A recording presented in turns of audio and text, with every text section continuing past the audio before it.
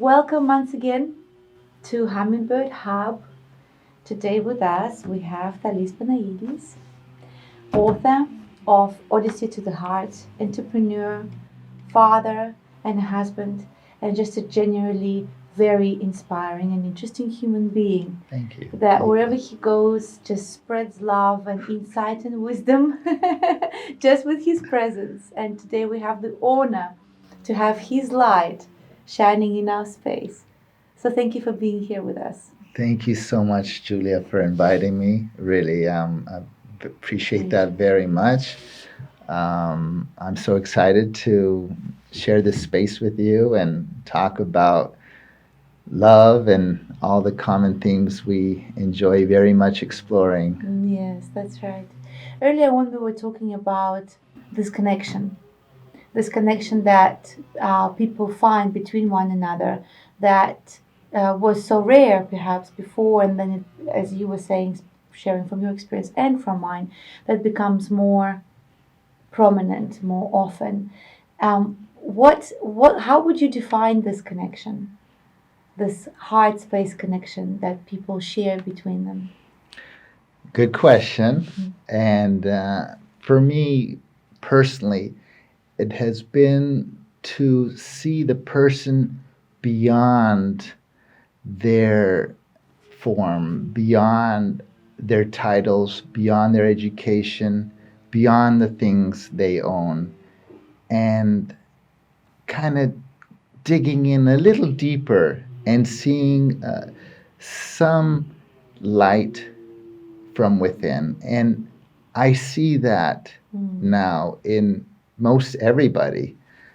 You may call me naive, but that's where I connect with other people, because we don't all share the same education, we don't all share the same title, but we all share and have one thing in common, and that is our humanity.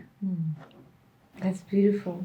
So do you actually see colors, or do you see because I can see your eyes, they're really as if you see something that's beyond the physical. Is that the case? That's a great question. I don't see colors, but I feel, it's a feeling I have inside of me. And I get that feeling more when I don't create or judge others. So when I don't create a story around somebody or place certain filters, then I get that feeling. And it's such a beautiful feeling. And that's why when the stories begin to appear in my head about someone or some situation, I try to become aware of it. Felice, you're creating a story. And a story creates resistance. Oh, that's nice. Okay, this is what we call the awareness. As soon as I'm aware of those thoughts, they diminish, and then that feeling, I have goosebumps, and I swear I have goosebumps. Then, because I've never articulated it in that way, but now it's so much more clear. Yeah, that's how I see people now. So what if, correct me if I'm wrong, but the story that we create, as usually people do, with the layers and layers of the experience and their whatever they made up in their heads, that is what creates resistance to what? Well, those that's the ego. Layers personalize things. Layers create identities, and when we become attached to those identities, we're doomed. Oh, so true. So true. That is one of the most common things, because what I have noticed, and Tony Robbins talks about it as well, is that people over the course of time, as they come into this life, they come in as this pure, beautiful human beings that are untainted by the darkness of the ego, let's put it this way. And as they go along, they kind of get defragmented. Their soul becomes a little bit more defragmented, and they put on a layer and a layer and a layer. Exactly. And they choose a certain role, over all the different personalities, the facets of personalities that we have in us, because we are multi-dimensional beings. Let's put it this way. Exactly. They choose one that's the safest. one that's the safest, exactly, because they feel vulnerable and exposed. But being vulnerable, exposed is the purest. Isn't It's it? so beautiful, just like a baby is, isn't it? A baby vulnerable and and yet so pure and beautiful, and just it's a bundle of love. That's right. But why is it that you feel that people feel they need to put on that guard and really hide their light? Because it forms security, safety. The ego, suddenly they are defined by something, and it anything outside of that threatens and exposes who they really are. It, I'm not so sure I came I across understand that clearly there, but it's almost like they're scared that who they truly are will not be accepted. exactly, Yeah, it will be exactly, judged. exactly, Yeah. Julia, exactly. So they put a mask on that is most commonly acceptable. Say, for example, then they make sure that they're physically appealing, that they have the degrees that they need to have, that they have the jobs they need to have, so that the least amount of attack they can get into their Exactly. Yeah, that makes sense. Exactly. And then what happens when that happens? What happens? What happens to those people? Well, on the outside, they appear successful and happy, but on the inside, that is usually not the case. And Ram Dass said it perfectly. The goal of every human being should be to unstrip all those layers and become nothing. We should all be on a journey to become nothing. And I know that sounds a bit, you know, odd to hear, but at the core, there's so much wisdom to that.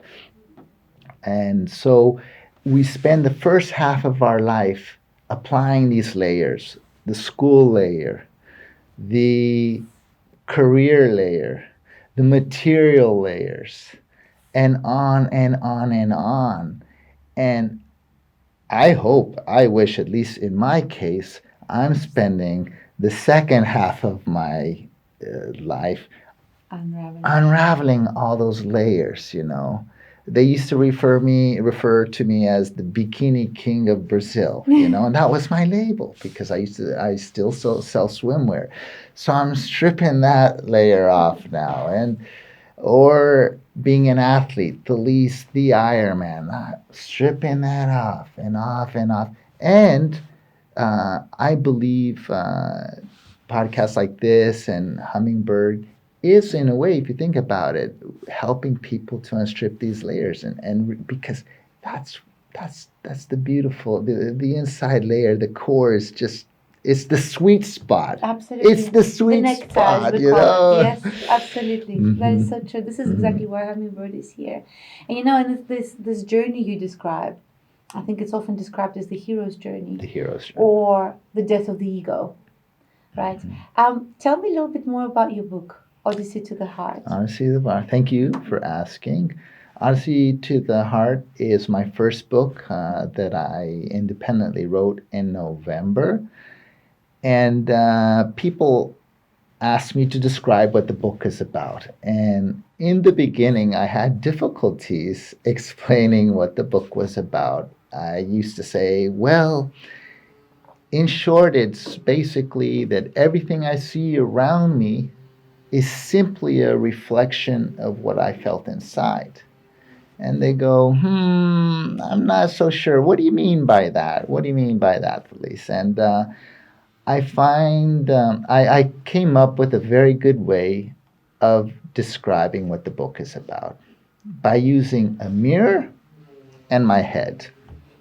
And when I was a teenager, Julia, I used to look in the mirror and love the reflection. I had hair. I'd comb back my hair. I'd put on the VO5 gel. Okay. Yeah. Thumbs up. Love the reflection. Feeling good about myself. But then, as the years went by, I noticed my hair begin to fall. And along with that fell my self-esteem and confidence. And so I felt that, what am I going to do? I might have to plant some hair, look into some shampoos and ways to keep my hair from not falling anymore. So I wasn't really liking the reflection in the mirror. Forward several more years, and not only do I no longer see a bald man in the mirror, I love the reflection I see, Julia. So, what has changed, Julia? The reflection is exactly the same, a bald head. But everything changed, and you know where I'm going, about the way I felt about myself. And that's how I feel now in life, that I just feel so beautiful, and I'm not taking any drugs. I just appreciating everything so much more. Everything's intensified. The flowers, the cup of coffee, my interaction with people, this moment here, 10, 20 years ago, I said, okay, big deal. But now it's like, this is it. I love this moment. And if you can sustain those moments throughout the day, and I'm not saying I do, but they're more frequent, they're happening a lot more often to me, that's what I wish for everybody. That's so nice. Yeah. That saying that you once said to me at the Mindex that happened, was it November, right? Yeah. December, November. You said the longest journey someone has to take is 18 inches between from the head to the heart. Correct. Right? What was your journey? How did you decide to dedicate and commit to experiencing this part of yourself? What was your hero's journey? Beautiful, beautiful question. They were a number of factors, okay? When I tried to outline which ones they were, I've narrowed them down to a few that have led me to this journey, that have fueled this journey. One of them being perhaps my sense of mortality. I'm 53 now, and I lost both my mother and father. And sometimes, I visit their house, the house that I grew up as a teenager, and they're not there. And you begin to reflect and think about your life in a different way. You say, hey, wait a minute. The years ahead of me are less than the years that I've crossed so far. So mortality, the sense of mortality, that we're here on a short trip as tourists on this planet, okay? We're all tourists, And I think I don't say it in a depressing way, but in a way that gives you ever so much more appreciation for just being here, for breathing. Just like that, we're miracles. The fact that we are here now, if you think about the massness of the universe, the fact that we are here experiencing this is a miracle in itself. So I think what I wanted to summarize is mortality brings this richness that fuels this journey to the head, from the head to the heart. Mortality. Also, I believe, very important for most people is suffering. Yes, let me explain what I mean by this. Suffering, yeah. A divorce, a financial loss,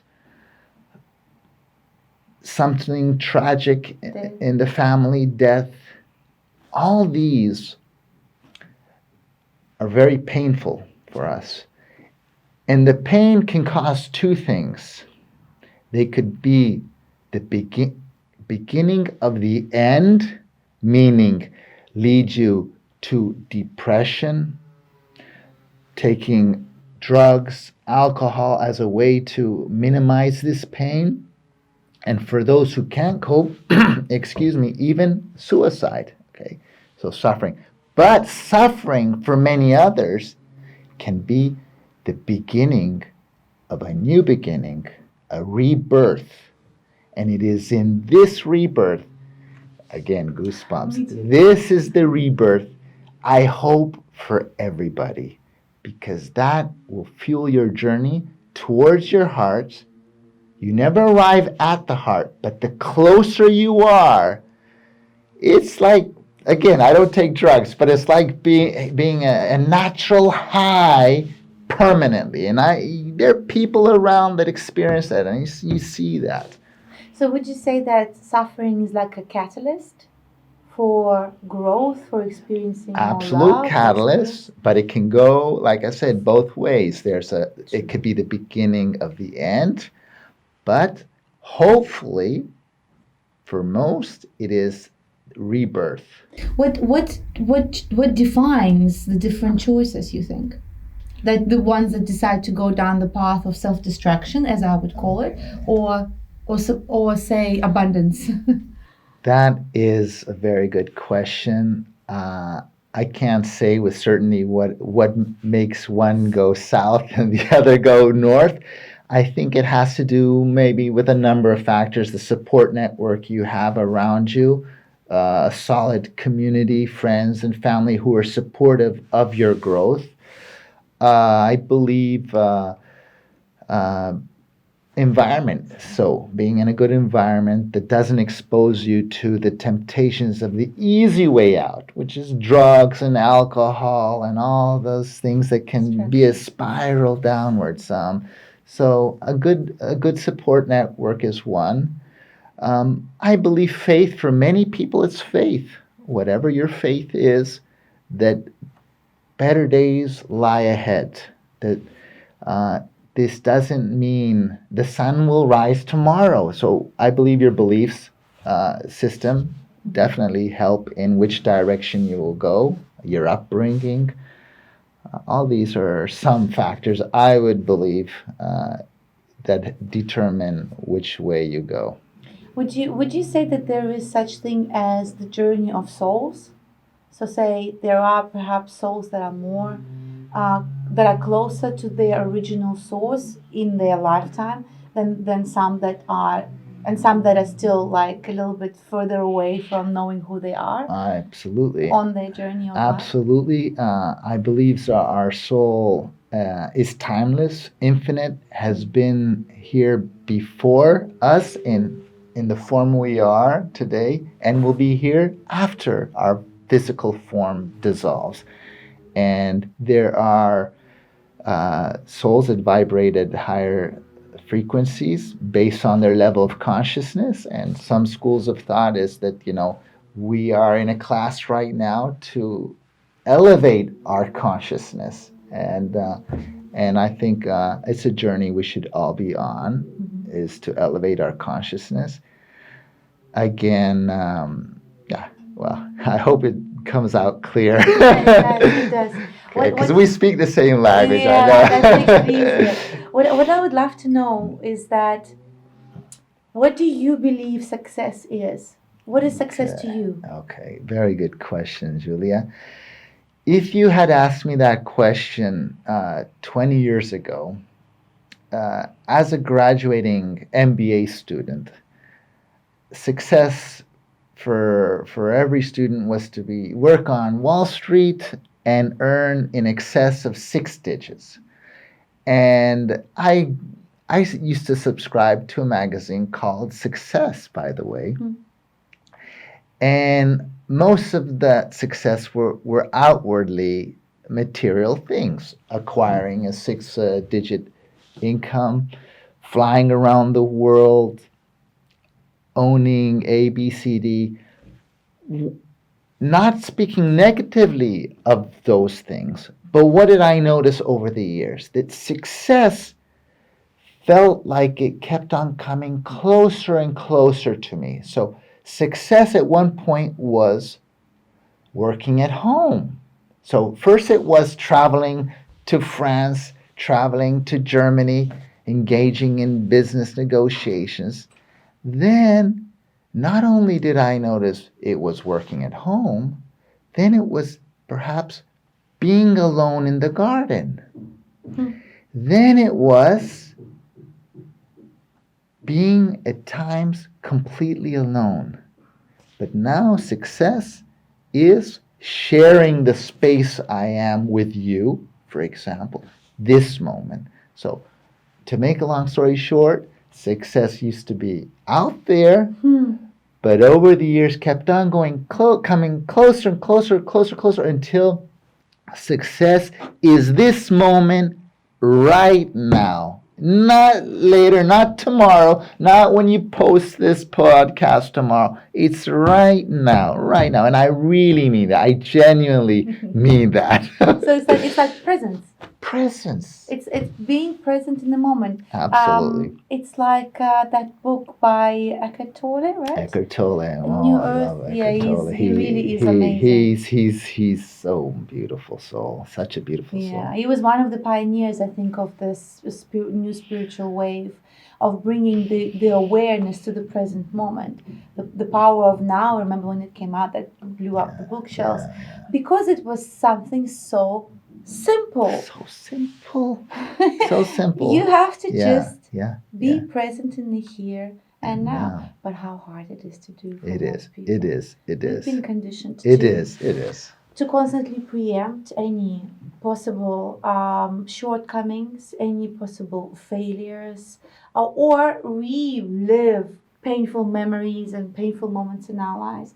Somehow that suffering that you're talking about, it instead of actually being the catalyst as we spoke about towards the fulfillment, which from what I understood you also share with me that fulfillment is the ultimate success in the present. It kind of kept it in the loop, that's what a lot of people do. And this is why they say that meditation and breathing practices, all it does is really just brings you to the present moment. Exactly. And this is the moment you create from. Exactly. The moment you create from. Yeah. Exactly. Because people believe, once I have a busy day ahead, I'm going to have that many meetings. Once I do this, once I do that, then I'm going to be successful, right? When this happens, when that happens, then I know I've made it, right? But actually, appreciating the moment here and now is actually creating more of that. So it's not the distraction of the busy rabbit, busy Baxen as they call it in the Winnie the Pooh. I don't know if you've heard Benjamin Hoff, The Tao of Pooh and the Tale of Piglet, a beautiful philosophy, Chinese philosophy, explaining Confucius explaining Winnie the Pooh. So Winnie the Pooh, each one character represents a certain how you call it, this a stereotype, archetype of a human mind, a human psyche, and one of them is busy Baxen. It's that rabbit that put a little note on his front door. I'm busy. We'll be back soon, right? And then they call them the busy Baxen. So it's one of those that's constantly running. He's constantly on the run. I gotta get here. I gotta get there. That rat race, let's put it this way, of really just wasting time. Exactly. Where they believe it's productivity, it's actually just at that point in time. Yeah. You're exhausting your resources, but standing in the same spot in here.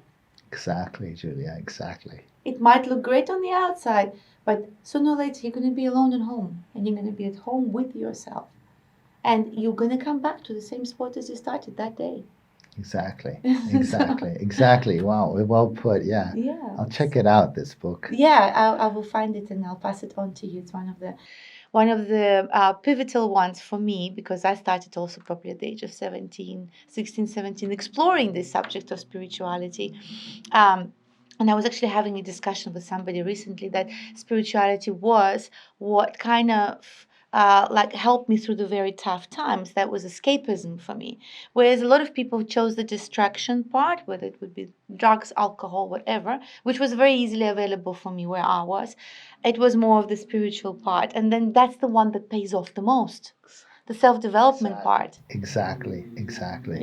Because you then at that point in time know that you have an eagle view of the situation rather than what's going on right under your nose. Exactly. You put it perfectly. I should be interviewing you. But that's how it beautifully comes out. You see, it's that kind of synergy. Yeah.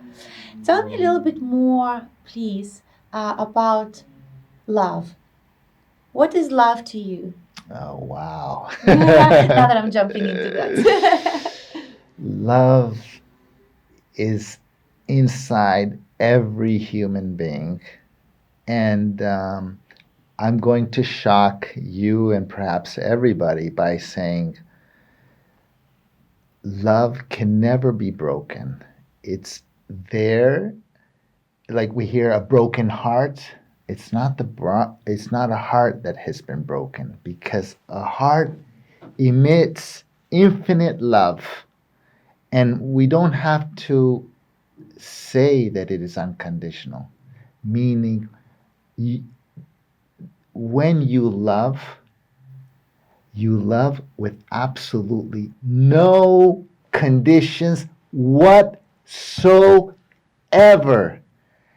as they are, as difficult as they may be. If this love which exists in you, if you unveil the curtain of the ego that is hiding it, okay? If you remove the ego and let the love that is inside you shine, project, oh my gosh. Wow. Wow. And this is what love means to me. It's hard to put words and to describe it, but I don't know if you get the feeling that I'm admitting it now. It's hard not to, but you do such a good job at expressing it. It's so No, it natural. doesn't matter. He said, she said, this happened. Doesn't matter. More love, more compassion, more forgiveness. They stole your car, give them your other car. Not to that degree, but you know what I mean. Give them your other car. You understand what I try to get across there. But yeah, that's what I think love is. It's inside all of us, and if we could just expose that to everybody, it would just be so beautiful, I think. You know what I found? Thank you so much for sharing this, Yeah. and in the way that you've shared it, because that was so beautiful to watch. Really, a really beautiful moment. Thank you for your presence. Thank you really. too. Thank you. But giving love, somehow I found through what I've observed and my own experience, is a lot easier than receiving love. It's a lot easier than receiving love. Wow. Okay, can you explain that for us? Well, receiving is one of those moments, tasks, I guess, or processes that actually is part of the creation, right?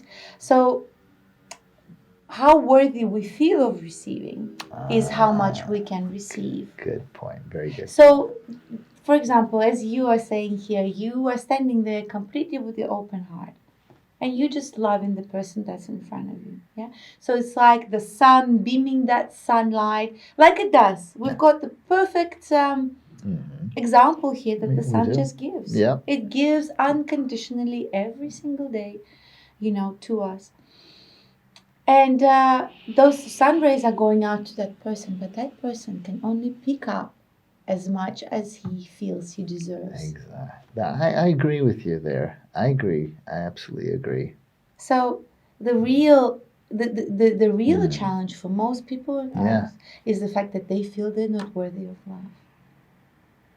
Which is the journey inward, where you don't feel the need to be loved, because already you are love, self-love. That's exactly. So it's a journey we're all on. I don't think anybody fully arrives. Some are perhaps further ahead on this journey, and it's easier. But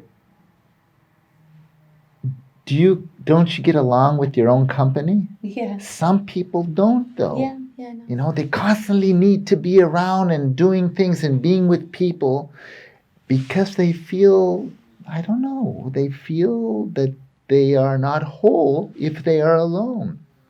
So, self love, every personal development book in the history of the world, the good ones, every master, every spiritual teacher uh, will cover self love as the basis for solving all problems that persist in the world. Because then you're not, you said the need to receive love. You know, why should there be this need to receive love? It's the ego that wants that love. But you are love already, aren't you? But you see, to receive love from yourself, towards yourself. That's it all. Because exactly. That specific process is the one that we reflect outwards, right? Exactly. So self-love. Okay, let's put it this way. Self-love. You are at home alone with yourself. So you with you.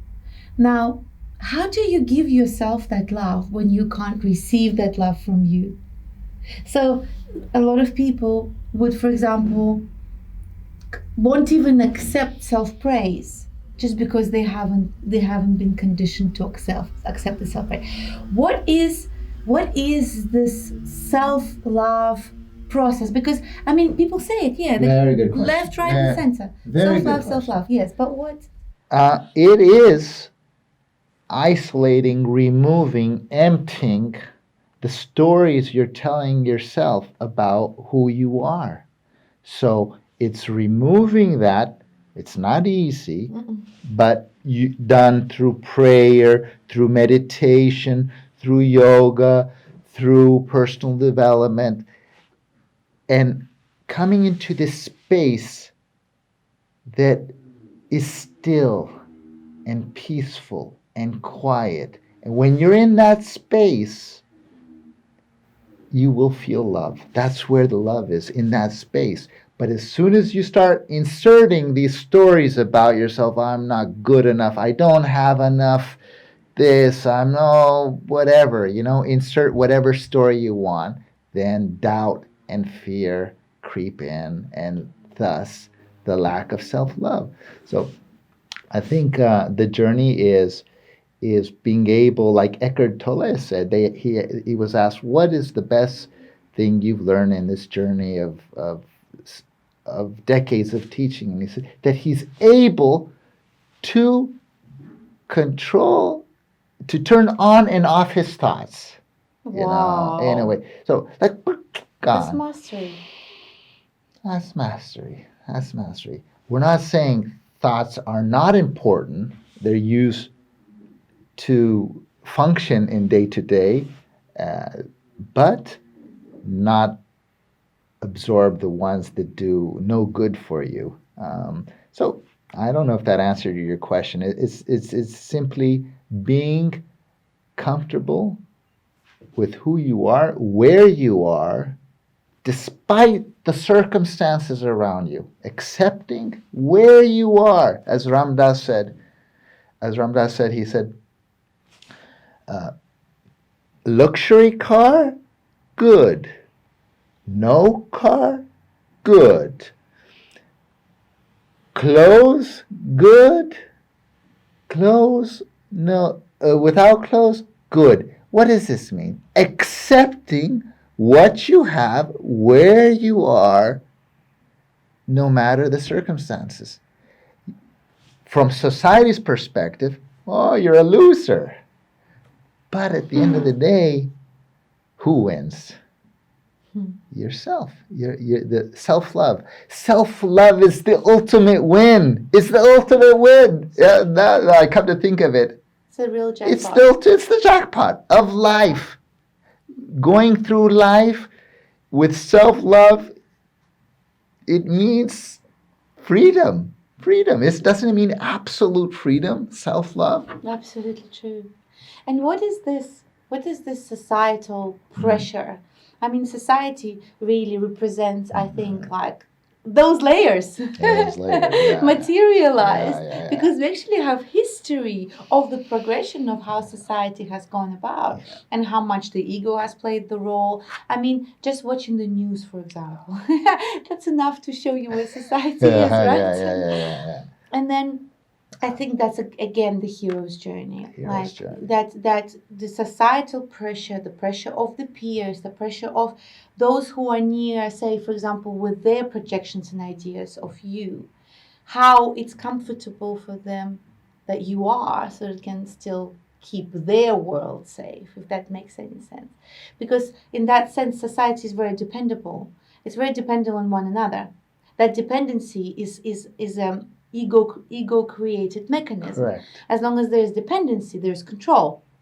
As long as there's control, there's power. As long as there's power, there's money. As long as there's money, Yeah. there is what? Yeah. What they believe is the ultimate freedom. But that's what the ego believes, that money, control, and power are the ultimate freedom. Yeah. Now, guess what? The more of that they get, the more of what they feel. Amazing. You are an awakened soul, Julia. Really are. You know, Thank you, but it is that process that we're it's witnessing. the process. You have to make that journey, I suppose, to realize. Jim Carrey, he said, "I wish that everybody had the fame and fortune I had, and realize it's not what it's up to be." Yeah, and Keanu Reeves is the same. And Keanu Reeves, yeah. You know, Leonardo DiCaprio. There are so many. Mhm. I was watching this beautiful Oscar-winning speech by, is it Jacqueline Phoenix? I think is his name. The recent one? Yeah, he Okay. won the Joker. Oh yeah! Oh, I saw He that. won the Joker. Yeah, Oh my goodness! And I posted Incredible. it. This is why. Yeah, This is the reason why I love Facebook and Instagram. It's not because of all those messages that are going out there for narcissistic purposes, but because you can actually spread the good ones out there. And so in his speech, he was speaking about the consciousness, you know, that the lack of consciousness and the consciousness that we should kind of like create, type of thing. That, you know, what does a human do? I mean, even for his own needs, he needs to kill the calf so that he can eat, or take the milk from the calf so that he can have it with his cereal, whatever. Feeling that they own that cow or that calf, you know. Exactly. And as I posted that, I said, you know, just that message alone is enough to make it out in the spotlight, standing in all of that many people, however millions are watching. Exactly. Because at that point in time, he was igniting that consciousness and awareness in someone, you know. Whereas without any judgment, but there are so many of them that are standing there, and they're standing there purely for themselves, you know. And what a waste of an opportunity to inspire and ignite other people. Exactly. Right? Yeah. So that again brings to the point of success. What is success for? You know, say for example, you have made it out there, because I do believe that development is success as well. Fulfillment coupled with development. So say for example, having to go out there and show how you can materialize your dreams, but at the same time take others with you. Correct. I agree. And give them a kind of like an inclination you can do that too. Yeah. You know, because if I can do it, you can do it, like Jesus said. Yeah. Nothing's changed really. Yeah. Nothing's changed for 2,000 plus years. Please, it's like it's okay. Maybe now things are speeding up a lot because they're manifesting like this, but the core of it, that hasn't changed. I mean, if Jesus was saying, if I can do that, so can you. I'm not here to promote any religious beliefs or anything like that, but the message itself, again, you know, it's the message, you know, that the freedom is in the fact that you can choose to be that. Choose to be that. You know, and again, so humbled and so grateful for the experiences like these, you know, that we get to share together. And so many people get to see that as well, because we are not here for ourselves. We're not here to promote our ego. We are not here to have to show that we are better than others, or that we know more. God forbid. We're just here to share space of love and inspiration. Amen, if I could say that to that. Yeah, absolutely. you know, and may there be more moments that come from these moments. And may people like you get more and more inspiration, more and more of those beautiful messages out. May those books that you write touch millions and millions of Thank you, people. Julia. You Thank know. you. And thank you for, showcasing this and Pleasure. offering this platform for others to share what we both deeply believe in. Yes. So Yes. thank you. Thank you It's so such much. a pleasure. I mean, moments like this is what we live for. So thank you guys for being here Thank with you, us in everybody. this magic that we've just shared and Thank you. experienced. May you all be blessed with all the love and happiness in this world, and may you also serve to yourself and others as an example of this beautiful love and inspiration that can be spread like wildfire, hopefully, throughout this universe. This is how inspired I got by Thales. Thank you. Thank you, Thank guys. you, everybody. Until Bye-bye. next time. Bye-bye. Bye-bye. Bye.